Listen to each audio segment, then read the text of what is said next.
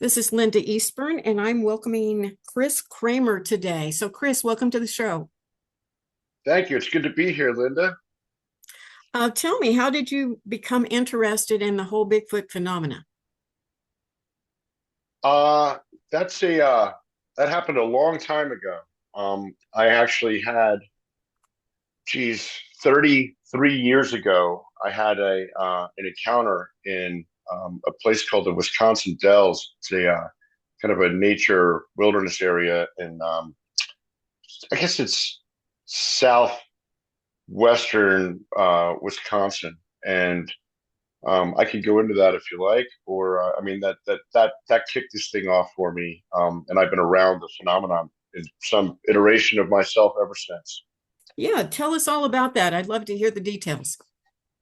Okay, so at the time I was in my early 20s, and I was living in a town called Prescott, Wisconsin, which is right on the Arizona, or right on the Minnesota border, where the St. Croix River meets the Mississippi. And I had a friend of mine who was a big outdoor enthusiast, a big gun guy, and a big hunter. And he asked me if I'd like to go hunting with him. And I grew up in Philadelphia, so that wasn't something that was part of my family's culture at all. But I was interested, so I went and got my license for it, and off we went.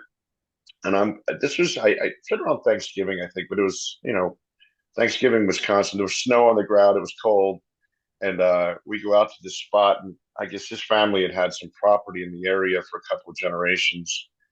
And so we head out, and he takes me out, and it's really cold, and he puts me in a tree stand, which is at the bottom of a ravine with a big hill on this side, and then the ravine flattened out and then dropped down as I'm looking out to my right, and there was a creek bed probably about 20 feet below there that ran kind of perpendicular to where I was situated.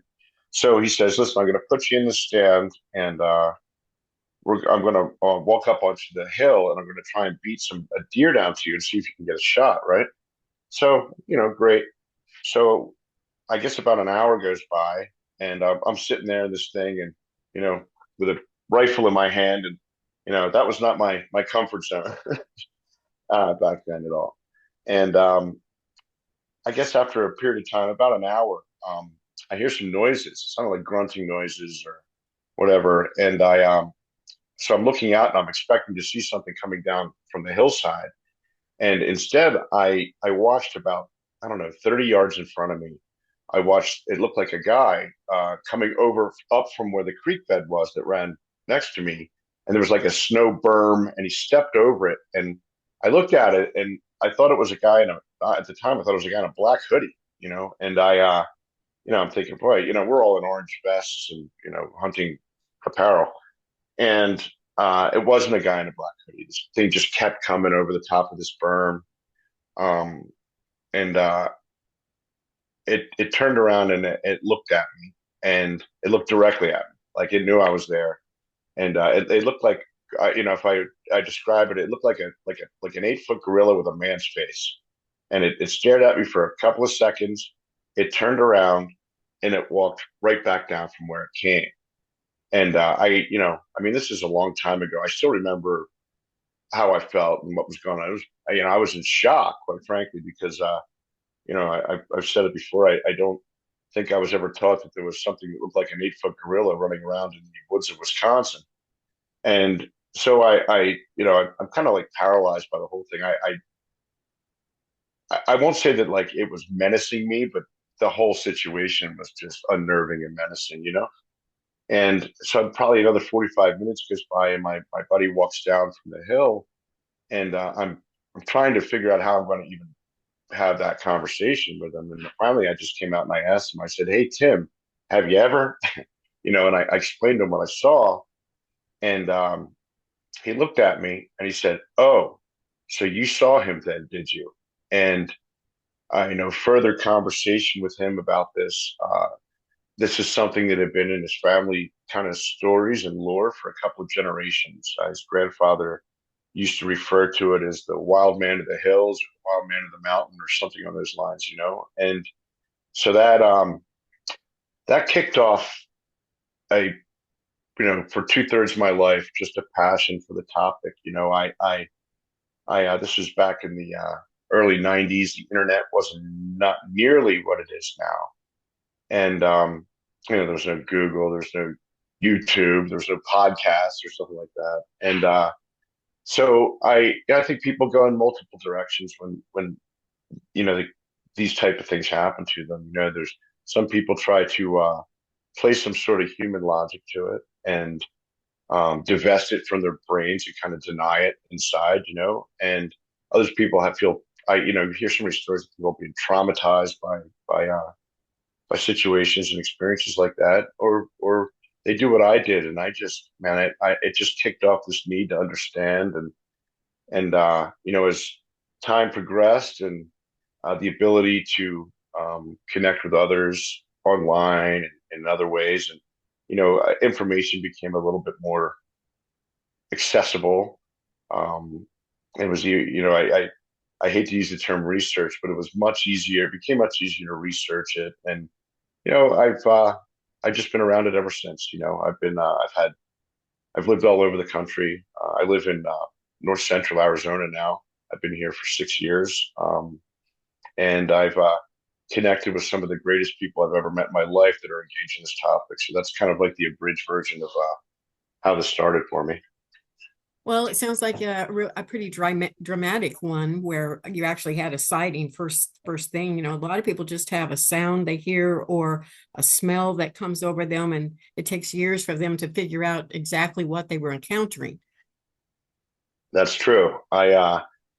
You know, as I think back, I've I was able to connect early on with a lot of really solid people that were into the topic and into the phenomenon. I was never maybe pretty quick out of the gate. I was never what would be construed as an aper, you know. And my understanding of I'll preface this by saying, as long as I've been around this, I think I know less now about the phenomenon than I thought I knew 20 years ago. It's ever changing.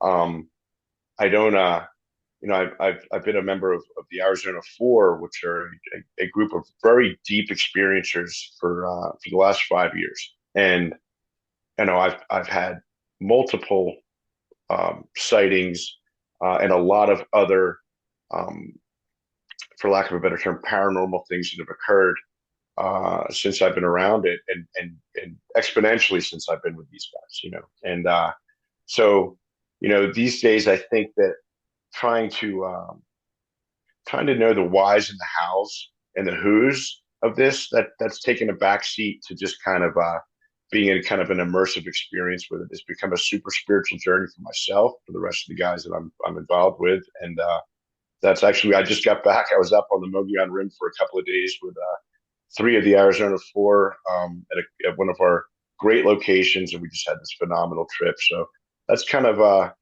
it's still a huge part of my life. You know. Sounds like it. Let's go back a little bit to that first encounter though. Sure. Did it have appearance to you that was human-like? Oh, absolutely. I mean, it was. I mean, size wise, height wise, and girth wise, it was much bigger than any human being I've ever seen. But I got a great 15, 12-second visual capture of its face, and it's something that I've heard commonly, but it had the structure of a Native American, had more of a flat nose. It wasn't like it didn't look like a primate facially. It looked like a just a large version, more pronounced version of a human. It didn't have necessarily like some of the classic patty type conical head type thing. It just had a huge head, but the facial hair was sparse from its cheeks, um, and its beard. It had a beard, and beard just kind of blended down into the hair of its body and its chest. So, but it looked more facially more human than anything else. It didn't look like an ape, that's for sure. Oftentimes when we look at the human face, there's a lot of expression and a lot of understanding that we have via facial expression. Did you get any kind of an impression as to what this particular Bigfoot might have been thinking or might have tried to convey to you? Irritation, maybe. I don't think it. I mean, how do you? It's all been perception. I didn't, like I said, I didn't feel like it was menacing me. I felt that it knew I was there, and it just was a little irritated that maybe I'd seen him. Um, I didn't get like this. It's not like we stared in each other's eyes for any period of time. I mean, he was a little too far away for me to get some sort of like vision from how he was looking at me. I would say that it wasn't like he curled his lip or expressed anything. It was more nondescript than anything else, quite frankly. Was there any smell, any odor that you were picking up on at all? No, and in my years around this, I mean, I've heard those stories for years, especially down south, the skunk apes or whatever, but I've never ever smelled anything that backs that up in my experience. Not to say that that's not something that is part of it. Yeah. Yeah. Lots of people do, and lots of people do not. I mean, I have I've had stories of all sorts. Um, did Absolutely. did you say that this walked away from you? It just moved on? It did. It did. It turned around, came up this way, looked at me, and then literally walked right back down from where it came. And I didn't follow it. Did you ever go back out there and take a look at the area? you know, we went back over. Um, I know that when Tim came down and I wanted to show him where it was, and there were no tracks, not a single one. There was nothing to indicate that anything had walked there. And it was in the snow too, so you would have think it would have left something like that. But that also, and as I've grown in this thing, is more common than not. So for whatever reason, these guys seem to have a different rule of physics than we do. Yeah, that's true. There are a lot of unusual phenomena that are reported around them, and you're coming in contact with them, or just in areas where they seem to be more prominent. What have been some of the experiences that you've had? So I guess okay, I've had multiple sightings since up on the Mogollon Rim, which is where we do most of our research. Um, I've had, like I connected with people all over the country, and I've been out with a lot of guys that have been around this for a long time as well. So I've had the opportunity to go out multiple times with Mark Abel up in Colorado. I don't know if you're familiar with him or not, but he's a actually runs a YouTube channel called Colorado Bigfoot, and Mark's a Mark's got some locations that are just otherworldly. So just like a lot of us do when we start getting into this thing, we're all emulating somebody else, quite frankly, and we're all kind of regurgitating a lot of the same narratives. And I try to avoid that these days. I don't really listen to a lot of other people. Um, and other than when I'm looking for commonalities for what we've experienced, but I've had some incredible experiences. I've had one that was a life changer about 4 years ago. That and if you'd like, I'll get into that. But it's kind of like the highlight of my Sasquatch career. Yeah, yeah, I'd love to know the details of that. That sounds extremely interesting. Okay, well, I've told this story numerous times, and I always feel like if I don't kind of lean into it and put the passion behind it that it quite frankly deserves it, that I'd be lacking. So I will do my best. Um, 4 years ago, this July, um, I was involved in an industrial accident where I work, and I got my hand caught in a chemical agitator, and I crushed, mangled, and amputated my right hand at the wrist. I destroyed my forearm and my shoulder in the process. It was just an absolutely catastrophic accident.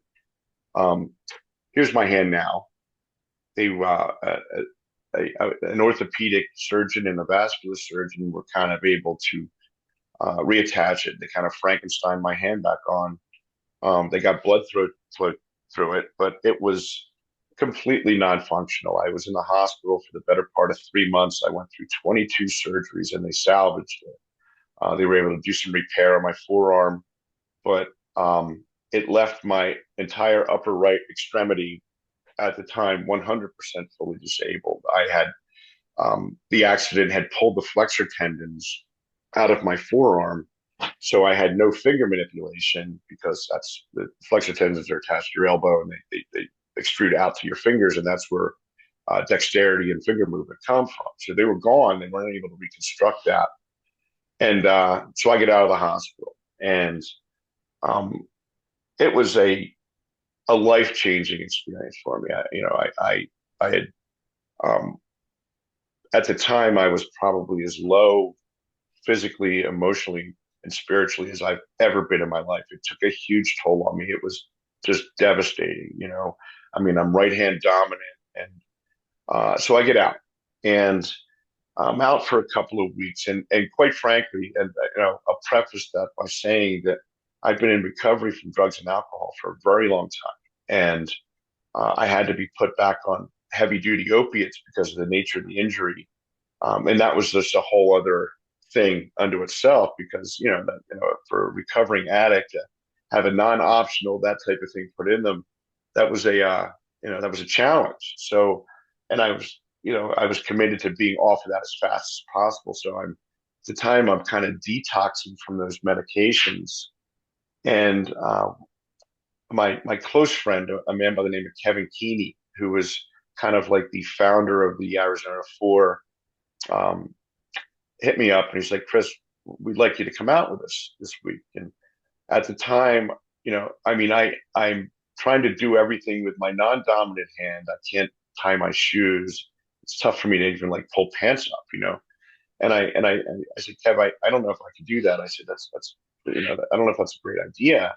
And he said, buddy, listen to me. He said, we're heading out to one of our spots, me and another one of the guys. And listen, we'll put a 10-man tent up.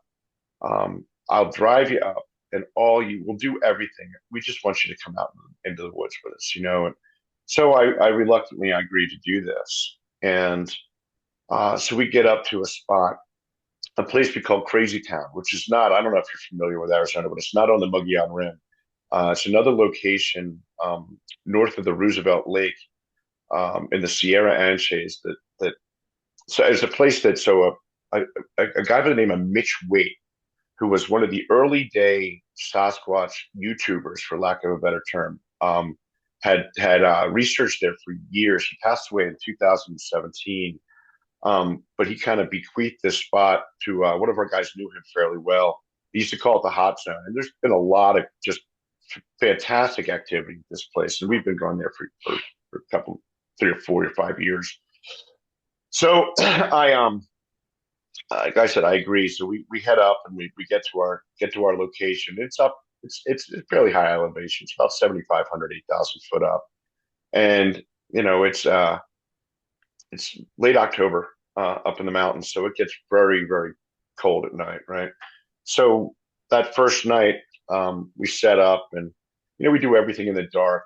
Um, kind of, I would say we have a regular methodology, but that's part of what we do. And we don't really have any activity, maybe a couple twinkle lights or some other light manifestation that seems to happen when they're around, but nothing too crazy. We didn't see any footsteps. We didn't get any type of visuals, but really any. And so I decided to rack out and I go to bed. So I crawl into the tent and I get in the cot. We got a little buddy heater going, so it's nice and warm, and I just sack right out.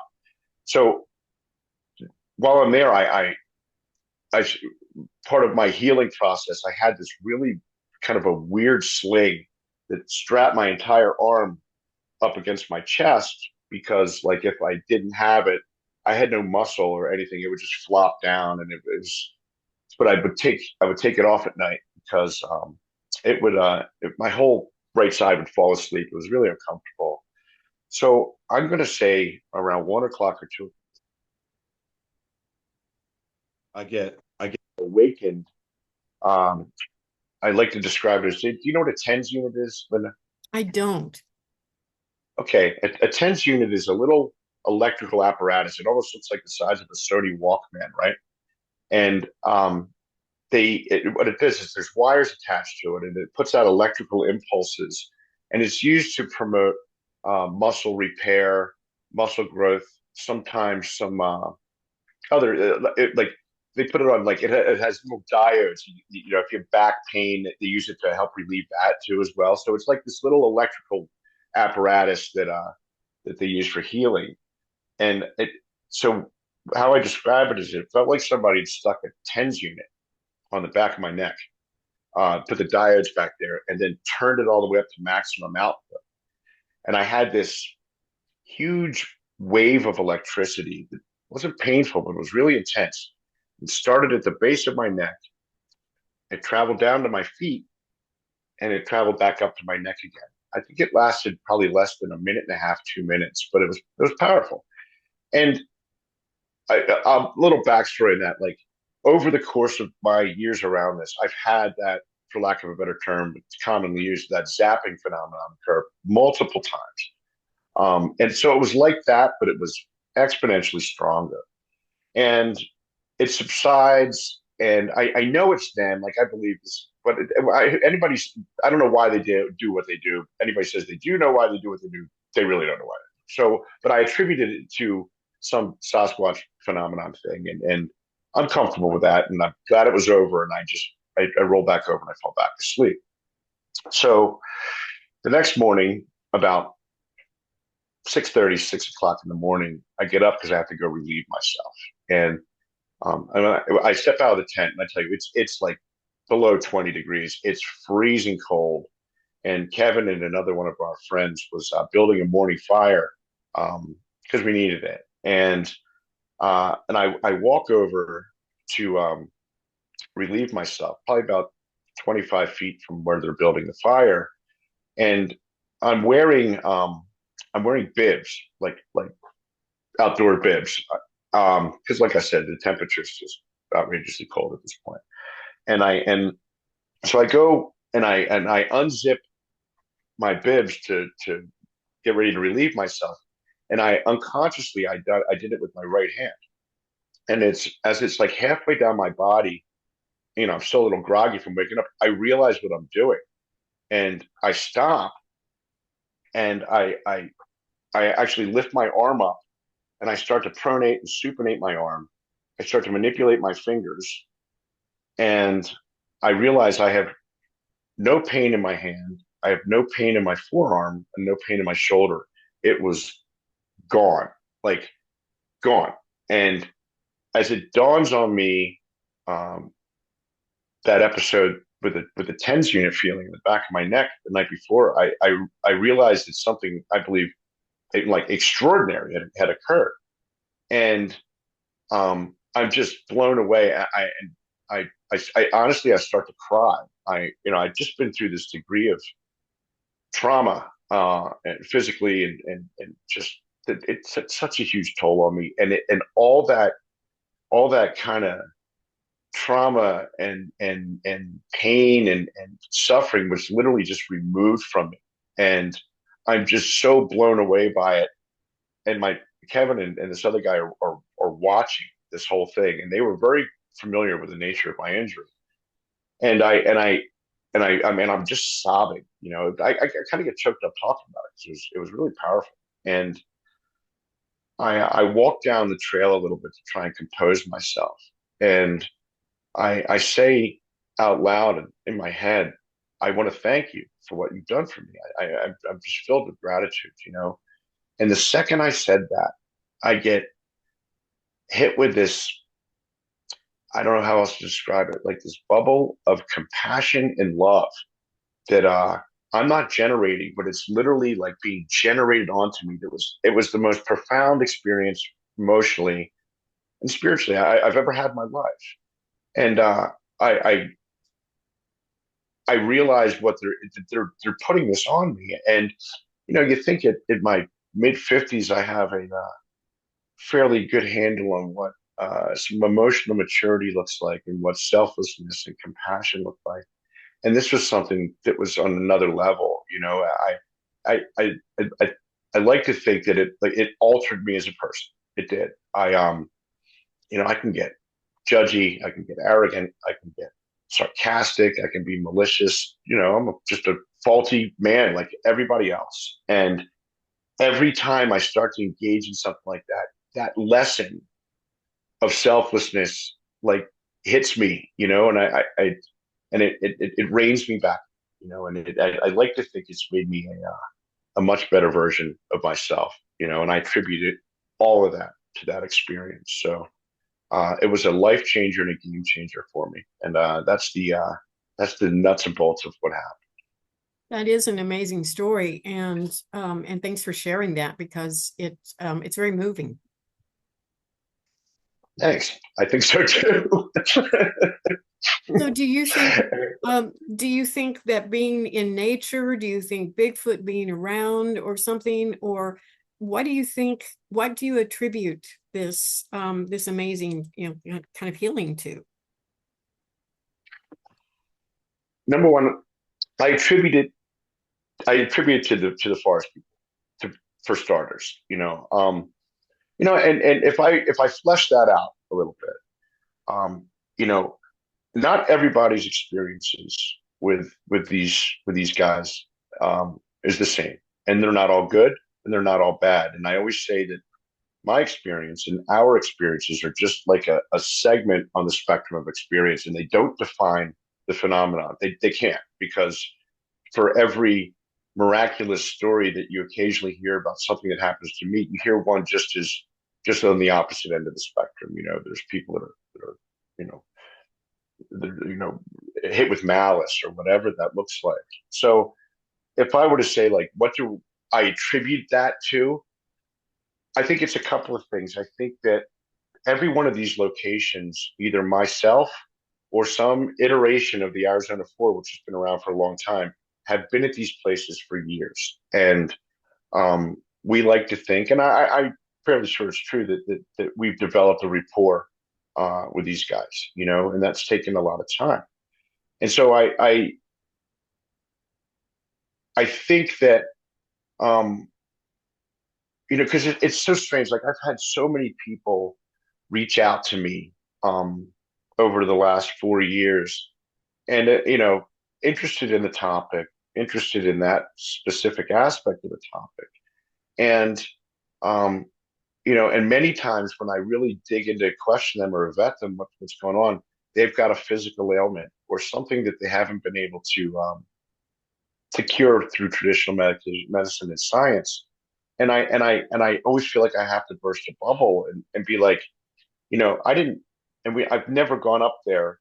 I'm not the only one who's experienced pain relief or healing in this group of guys. We've all had, not all of us, a couple of us have had it, but nothing quite to the dramatic level that I have.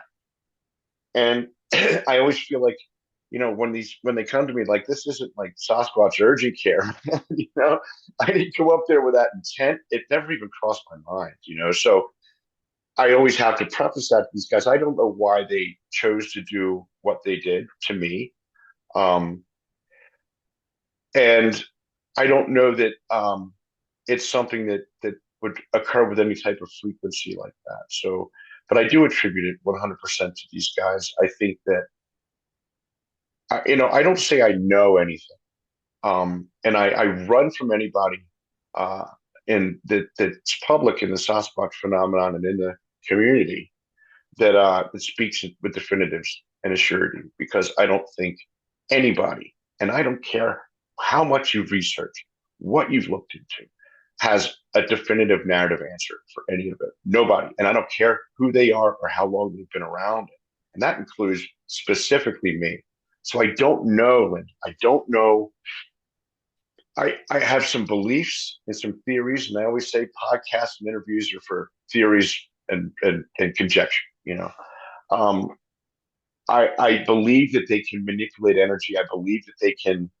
I know they can do those things. I've seen it. I believe that they have the capacity to do what they did to me on occasion if they're so inclined. But what creates that? I don't know the answer to that. I really don't. I think that and I think you hear this in here too. What what I bring into these areas is what's going to be reflected back at me, and I've seen uh, enough evidence to support that kind of formula, like if you're, looking, trying to find the elusive Bigfoot, you're never going to find the elusive. If you're going in there looking for a fearful, malicious, evil entity, you might have that type of energy thrown back at you. If I go in there with being as authentic internally and as I present myself as possible as just a flawed, fairly decent human being that's just out there to experience and try and learn something, that's what's been reflected back at me since day one. So I don't know if that answers your question. I hope it helps a little bit, though. Yeah, it does. As you were talking about this at this point of this miraculous moment in your life when the pain was gone and you could suddenly you were able to move, and you realized that you had use of your arm and your hand and your fingers again. I can imagine that was pretty traumatic. You described that compassion afterwards, just opening up and just your heart just being very present with that. I had a very similar experience to that, not in a healing so much, but it was with someone I didn't even know. And the spontaneous moment where I just felt this overwhelming amount of compassion for her. And suddenly I started speaking about her health and I didn't even know her, but it was just all this information kind of flooded through me to give her this That's information. incredible. Yeah. And it changed my life. I mean, it completely changed everything. I can return to that same state of compassion, and recreate that, ability. I think in part, and I'm just going to throw this out there. I don't know if this is something you would agree with or not, but I think there's a kind of entanglement or a sort of um, ability to harmonize with frequencies, that when we harmonize with something like that, miracles tend to happen. And I felt like that's what happened in the case with this woman. And it sounds like maybe you just became in harmony with these forest people, and so they could do whatever they did. I would believe and agree with that 100%. I think that, there's something to be said for um, being able to be vulnerable um, in different situations, where I always feel like, what's the greatest journey in my life has been ego reduction, and I think that, less of me is usually a better thing, and I feel like when I've leaned into trying to just be as authentic as I can, that for some reason that seems to uh, open myself up to maybe some higher vibrational stuff that's going on around me, like these guys, like the Sasquatch interactions, some of the telepathy that I've experienced over the last 5 or 6 years, some of these other wholesome, high level things that have manifested in my life. Uh, and I will say that since the injury, um, that has definitely amplified for me in a big time. I agree with everything you just said, 100%. It's been a journey of becoming I became a health intuitive due to that particular incident that happened, and it's been a journey of helping people understand frequencies and the body mind experience, and how we all blend together. And I think the That whole opens a whole new rabbit hole, doesn't it, it? it really is. It's a whole different way to see the world, where the individual It has to is. step to the side, and you realize that you're part of a very large mind, possibly, yeah. It's just, but it's such a spiritual thing to me. It really is. Like that seems to be the pathway to opening myself up to some of that. And I don't mean through some sort of organized religious theological narrative at all. Like you know, having been around, and I'll apply this to the Bigfoot and the Sasquatch phenomenon, having been around this thing for a long time, I have heard every possible theory out there. You know what I mean? And I am personally convinced uh, that these guys have developed spiritually, in a different way than maybe humanity, and I feel like, and whatever that looks like, whatever that source is where we can tap into that energy, um, and I don't know what that looks like. Like I have, being a faulty Christian that I am, but I have divested myself of looking at this phenomenon solely through the paradigm of a spiritual lens, like that of a biblical lens. Um, you know, I sat and I mean, there was a time years ago where I used to think some of these biblical creationists were spot on, and guys like Scott Carpenter, who I knew, rest in peace, they would vehemently argue what I'm talking about. They were that whole, all the Nephilim stuff, I guess that made sense at one point. It really did because it checked boxes. If you're talking about an entity that could be descended from something that was part angelic being, part human, maybe they'd have some abilities as a result that we don't have, or whatever that, and then so Kev Keeney has a great line that I love to apply in my life, and it's don't let your paradigm dictate your experience, but let your experience dictate your paradigm, right?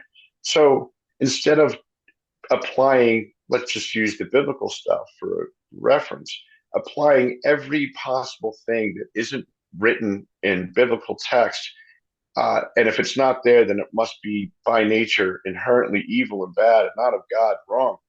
That has not been my experience. Like my experience has been quite the opposite. And so, um, I was able to divest myself from looking at things like that. You know what I mean? And I've been able to apply that in so many other areas. But with this stuff, these guys are who we're interacting with, and that does not define all of it, but who we are interacting with. It is our core belief that these guys are good, higher vibrational beings of God, for lack of a better term. And it's played out like that since. I don't even know where we were going with that, but I just put it out Well, yeah, there. and some thoughts that came to mind as you were speaking, just I think these things just they commune with nature and the frequencies of nature, and so do we when we get in touch with that, and we can Absolutely. harmonize with that, and that's it's not only a healing frequency, but it's also a very compassionate, and we understand one another at that pace. And it seems like a lot of the interviews that I do, that Bigfoot seems to have that down pat. It seems to be that they have uh, grown that way and differently than we have. I think that, unfortunately, our materialistic, mundane, computerized, high tech society has dismissed one of the three pillars of humanity, which, if you go back into any culture in history, it's always been mind, body, soul, right? And so we can lean into intellectualism and we can lean into physical prowess and growth, but our society kind of tamps down spiritual growth for whatever reason. And I always wonder if it's a design or if it's just a lack. But you cannot be a balanced. I don't believe you can be a balanced human being without investing as much energy into all three of those things as possible. And I think that I was a late bloomer spiritually, and so I felt like I'm always playing catch up. And I put a lot more time into trying to do that, being out in nature, trying to commune in nature, meditation, things that, when I first started to meditate, I couldn't last 10 seconds before next thing I'm thinking about something else. And it's a discipline that I work on. I think it bears fruit over time. It's kind of like taking vitamins. You don't realize the value of it until you stop doing it. True. Yeah, that is true. And it is interesting to see how, and I like what you said about the person that is putting off, an angry or dispassionate type of vibration, then they may have an encounter with Bigfoot that's very frightening to them or very very discerning in lots of ways. I So agree. yeah. Yeah. I So agree with that. kind of like the law of attraction. What you put out there, you get back. I think that there's a lot more validity to that than maybe given credit for. I found that you know, if I'm going to be reactionary and allow external things to disrupt my internal balance, and that is kind of how I feel like society is conditioned to do. Like we're always want to point the finger outwards at a cause for our own disturbance and our own problems. And you know, being in recovery, that's a good start. And then being around this phenomenon, and I found like as much external research as you can do, delving into Genesis or the Book of Giants or the Book of Enoch, or you know, taking in Zechariah Sitchin and really dissecting the Sumerian tablets, all these external possible information sources. But the most understanding I've ever gotten around the Sasquatch phenomenon and in my life has always been internal, like turning the flashlight inside. And I felt like the more I have sought to grow internally and become a better version of myself, perhaps, the more my external experiences in the Sasquatch phenomenon in life have grown exponentially. And I believe that these guys, I think they can see that. I think they can see when you're investing heartfelt time and energy into that type of internal growth. Um, it's made nothing but my external experiences grow as well. That's the truth. I think a bond is formed, and I think that there's an understanding probably between both of you as to where you are in that growth process. Going back to the campouts that you do with this group, they sound really interesting. You said there have been some other, now possibly some healings that had occurred or some just phenomenal experiences. Can you tell us about some of those? Yeah. I think we just had one this past. So Kevin and Kevin Keeney, who was kind of like I said, kind of like the first guy that kind of stumbled on some of these locations years ago and kind of pulled us all in together. And I knew Kev for a couple years online. We were friends on an online Sasquatch community before I ever met him, before I moved to Arizona.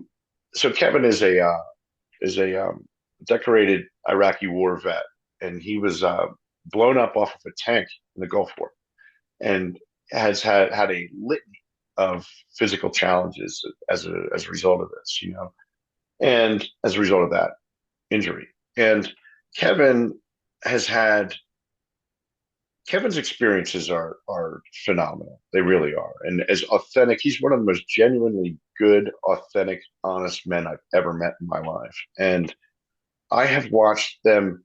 So Kevin hasn't had like a discernible type of healing that I've had, but he has had pain relief occur so many times. Like I've driven up there with him, and he can barely walk, and his back from the metal that's in there, and his knees.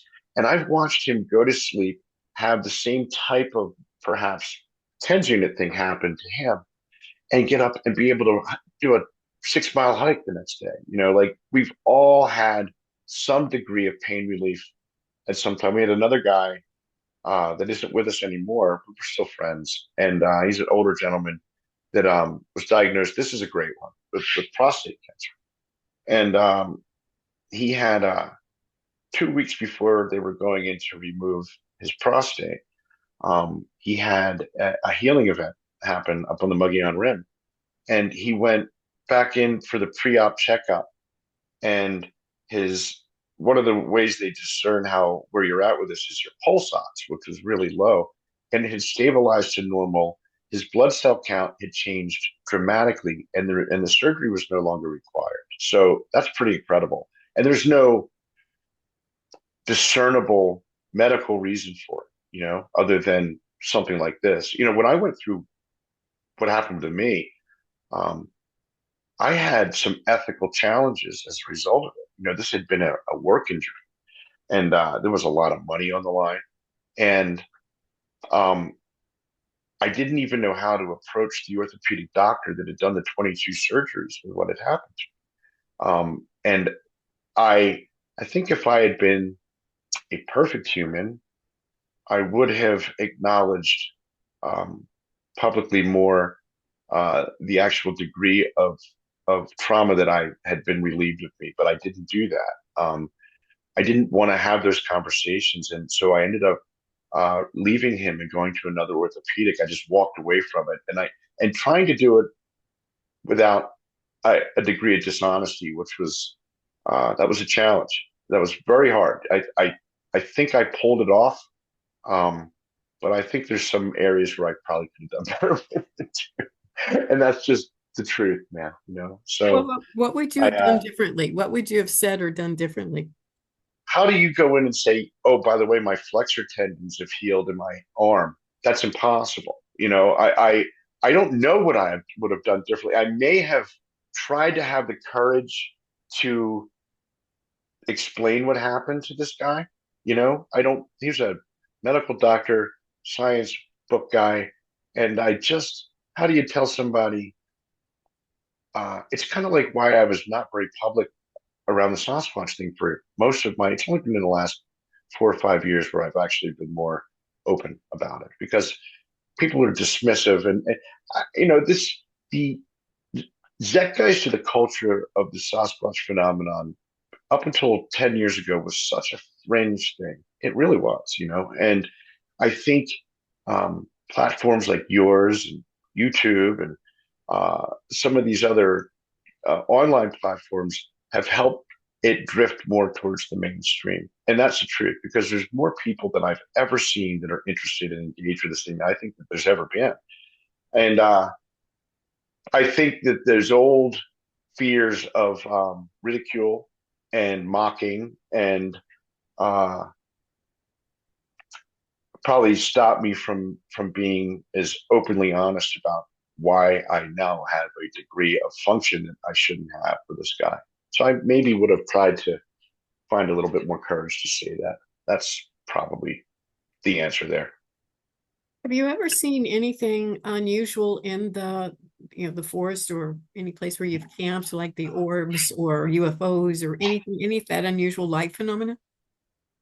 You can't be out in the mountains, in the woods, doing this stuff for as long as we all have without seeing a bunch of other weird things. That's the truth. I've this past week, Monday night, I watched a volleyball sized green, I mean, a huge orb shoot across the trail in front of me. Two of us saw it. I mean, and it wasn't like a faint light. Oh, I think maybe that's what that was. It was brilliant. And we've had, I mean, the UFO stuff. There's a common thread, obviously, that weaves through all these phenomena: ufology, the Sasquatch, all the cryptid stuff. Some of the occult, other supernatural topics. There's a commonality amongst all of it. I don't think we know where that thread starts and where it ends, but I don't think it's deniable at this point. And so up in the mountains, we've seen. Okay, so 5 years ago, we're up on top of the rim. It's just myself and Kev. And back in those days, we used to do some of the more traditional research and things. We used to gift and all that stuff. And so we were walking out to the place where we would leave food for these guys, and it was at night. I think we were just going to check out to see if anything had been taken. And so we get out there, and everything was still there. So we're turning around, and we're walking back to our campsite, which is probably about a quarter mile away in the dark. I mean, we know the path. And I should preface this by saying that this location is probably less than 15 miles from the location where Travis Walton had been abducted. That story, which we all know that. I'm sure you know the Travis Walton story. So as we're walking back down the path, there's a section. Now it's a new moon, so it is pitch black out. Like there's no, and we're in an area that if you don't have an off-road vehicle, you're not getting in here.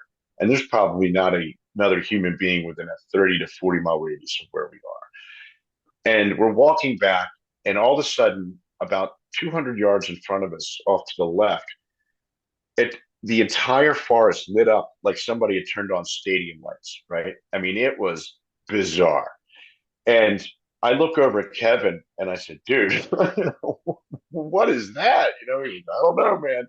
So, and it was really strange because it wasn't like it was illuminating us, it was just kind of central to this location where it was radiating light, but not in like a illuminating way, but it was super bright.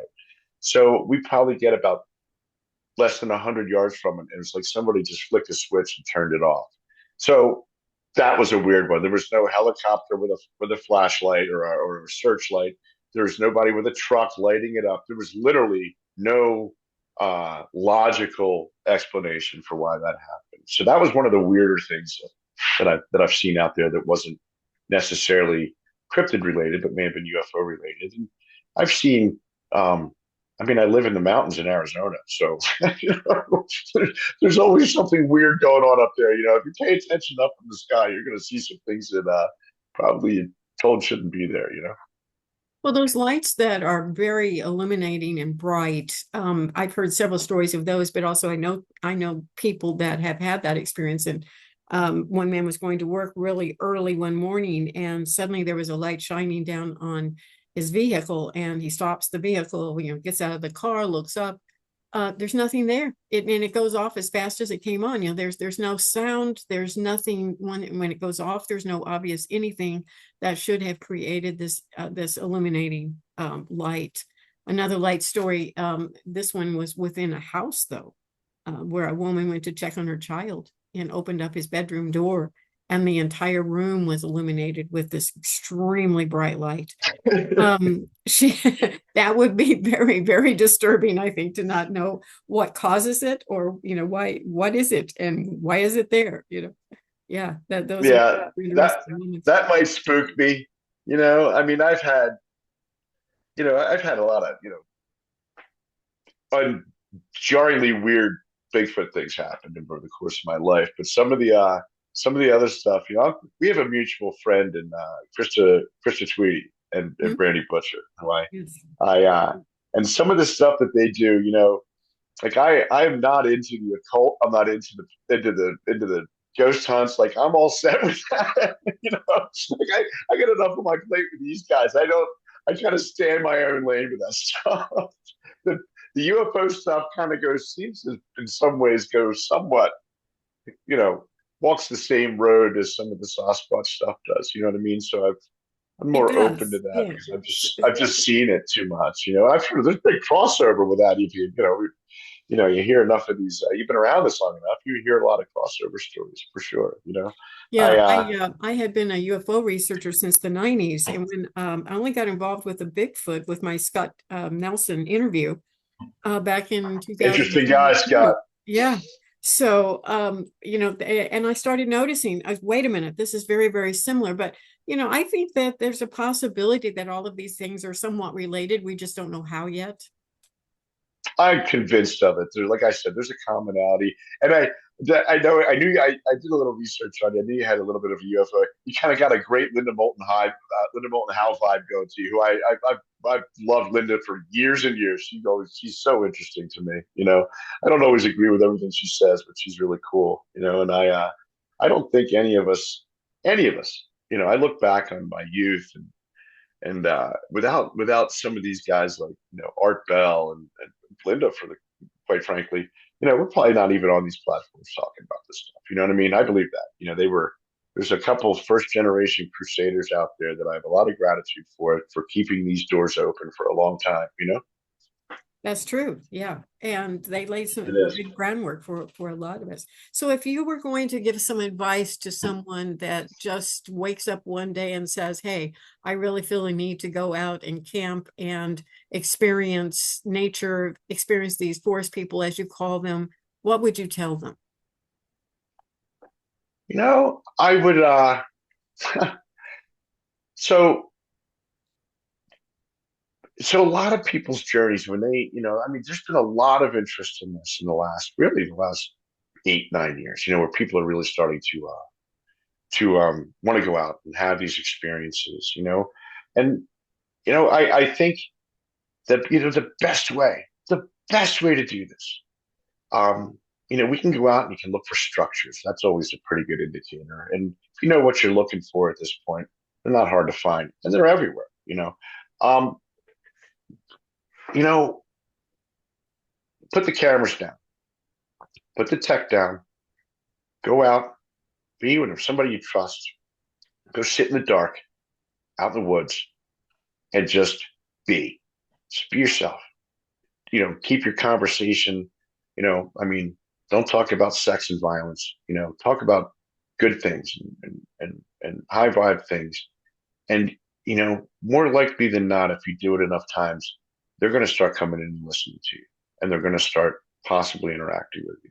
It's the best way if you want to interact with Sasquatch and the Forest People. That has been the most uh, effective way for us. There was a time where we all used to, and there was a time, Linda, where I didn't walk around without a video camera, and audio technology and all that stuff. Man, you know what I mean?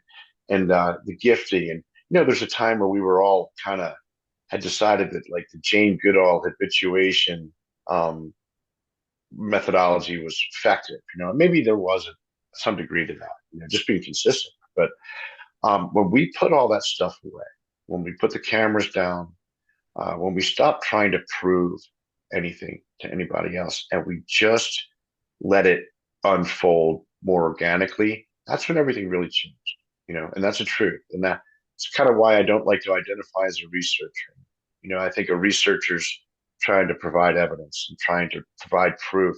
And the days of me needing to provide anything for anybody else in this have sailed so long ago that I feel no need for it. I don't. We have a small channel that we started to just kind of document our experiences, and we're not running cameras. We're not out there. Look what I found. Look what I saw. Like that.